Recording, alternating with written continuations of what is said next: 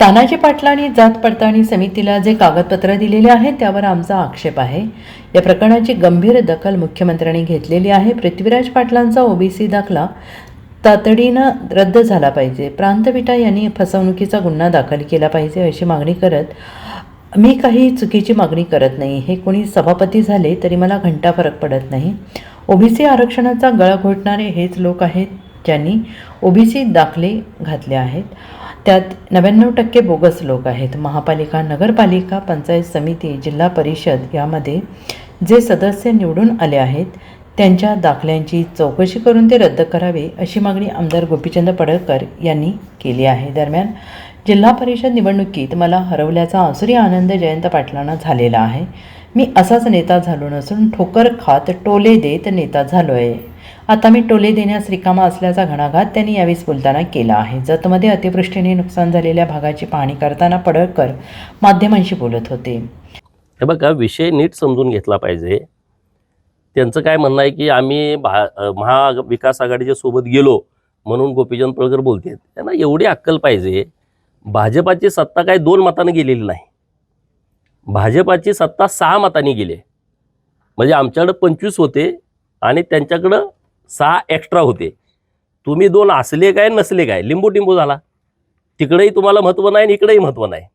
आता जयंतरावला आसुरी आनंद मिळतोय की गोपीचंदच्या विरोधात मी माणसं सभापती करतोय. त्याला वाटतंय का एखादा राज्यपाल केलाय की एखादा आमदार केलाय असं फील जयंतरावला यायला लागलंय. तो विषय तसा नाही. समजा 2 मतं कमी आहेत, आम्ही 30वर आहे आणि शिवसेनेचे 2 फुटले, मग आम्ही तुमचा विषय समजू शकतो ना. तुम्ही तिकडे गेल्यामुळे आमची सत्ता गेली. तुम्ही लिंबू टिंबू आहे. पण जयंतरावांचं त्यांचं नाजूक नातं असल्यामुळं त्यांना ते सभापतीपद मिळालेलं आहे. नंबर 1. नंबर 2, इकडं जतला पण त्यांनी दिलंय. त्यामुळं जिल्ह्याच्या लक्षात आलं जयंतरावचा दुसरा अजेंडा नाही. जयंतरावचा अजेंडा एकच आहे, गोपीचंद पडळकरला अडवणे, गोपीचंद पडळकरच्या विरोधात लढणे. पण जयंतरावला एवढं माहीत नाही. मी काय पुढारी असाच झालेलो नाही.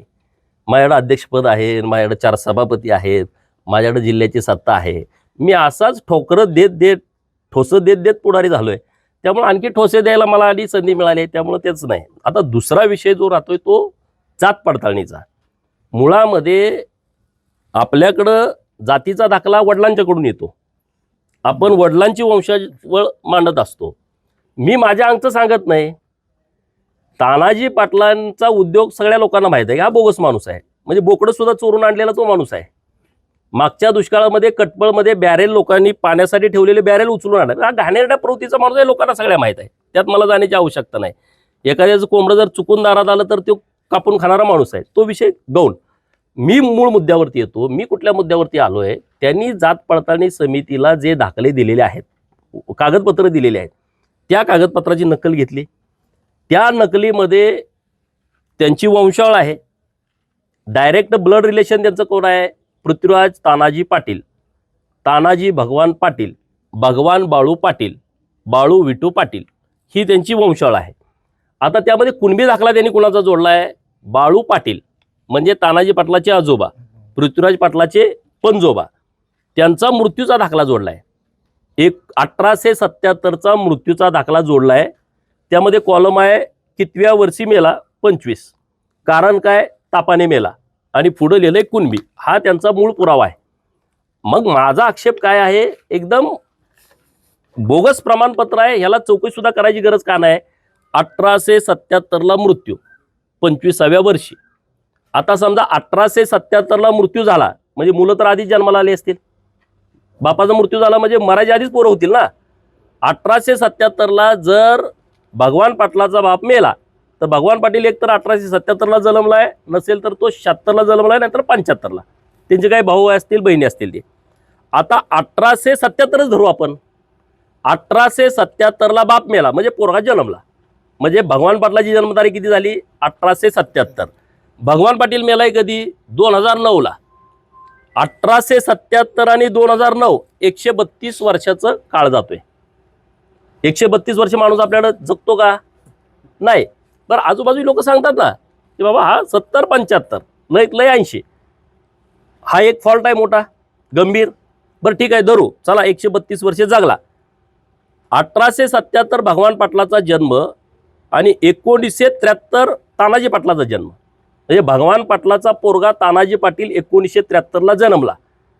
आता तो गॅप काढला तर 98व्या वर्षी तानाजी पाटील जन्मला. आता मला सांगा असा कुठला युगपुरुष जन्माला आलाय की जो 98व्या वर्षी पोराला जन्म देईल? माझा साधा प्रश्न आहे, त्यात राजकारण काहीच नाही ना. आणि म्हणून माननीय कलेक्टर सांगली यांना माझी नम्र विनंती आहे, अतिशय गंभीर बाब आहे. माननीय मुख्यमंत्री महोदयांनी काल सक्त आदेश दिलेत याबाबत. तात्काळ सकृत दुर्शरी अत्यंत गंभीर बाब दिसते आहे, तात्काळ कारवाई करा. फोनवरून पण त्यांनी बोलणं केलेलं आहे. बावनकुळे साहेब महसूल मंत्री बोललेले आहेत. त्यामुळं माझं म्हणणं काय आहे, हा राजकारणाचा विषयच नाही. ओबीसीचा गाळा घोटायचं काम सुरू आहे. ज्यांच्या खऱ्या कुणबी नोंदी आहेत त्यांच्यावरती आमचा आक्षेप नाही, परंतु खाडाखोड करणं, बोगस दाखले करणं, पैसे देऊन जात पडताळणी करणं याच्यावरती माझा आक्षेप आहे. आणि म्हणून पृथ्वीराज पाटलाचं तात्काळ रद्द झालंच पाहिजे. आणि ते होणार. मी काय गप्प बसत नसतो, कुणी काय म्हटलं तरी. हे तात्काळ रद्द होणार. प्रांत विटा यांनी सुमोटो 420चा गुन्हा दाखल केला पाहिजे. दिसतंय ना तुमच्या निदर्शनास? एवढा गॅप असू शकत नाही. 132 वर्षाचा माणूस आपल्या इथं जगू शकत नाही. नंबर 1. नंबर 2, 98व्या वर्षी पोरग जन्माला येऊ शकत नाही. दुसरा, तुम्ही तपासणी करायची गरजच नाही. त्यामुळं तात्काळ यांच्यावरती 420चा गुन्हा दाखल करावा.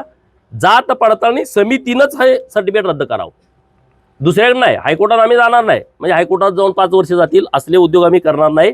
ज्या पद्धतीनं संभाजीनगर जिल्ह्यामध्ये फुलंब्री तालुक्यामध्ये बाबरा गावातील धनगर कुटुंबियांनी खाडाखोड करून धनगरांचे दाखले काढले होते आणि त्याला संभाजीनगर जात पडताळणी समितीनं व्हॅलिडिटी दिली होती, रद्द त्यांनीच केली.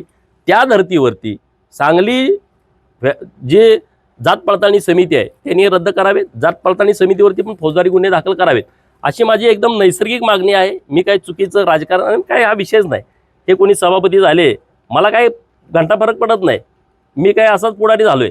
मी काय कोणाच तरी रस्ते करून, गटारी करून, काहीतरी फंड देऊन मी पुढारी झालो नाही. माझ्याकडे काहीच नव्हतं.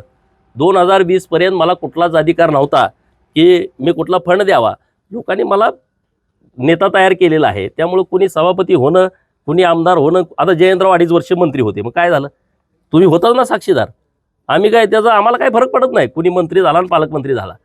त्यामुळं माझा जो मुद्दा आहे तो ओबीसीच्या आरक्षणाचा गळा घोटणारी राज्यातली जी लोक आहेत, आणि एकाचं नाही, महाराष्ट्रातल्या सगळे जिल्हा परिषद सदस्य, पंचायत समिती सदस्य, नगरपंचायत, नगर परिषद, नगरपालिका आणि महानगरपालिका, इथं जेवढे कुणबी दाखल्यावरती सदस्य निवडून आले त्यांच्या सगळ्यांची पडताळणी झाली पाहिजे. माझं अत्यंत जबाबदारीनं म्हणणं आहे, 99% बोगस लोक आहेत. Bureau report, SBN Marathi, Sangli.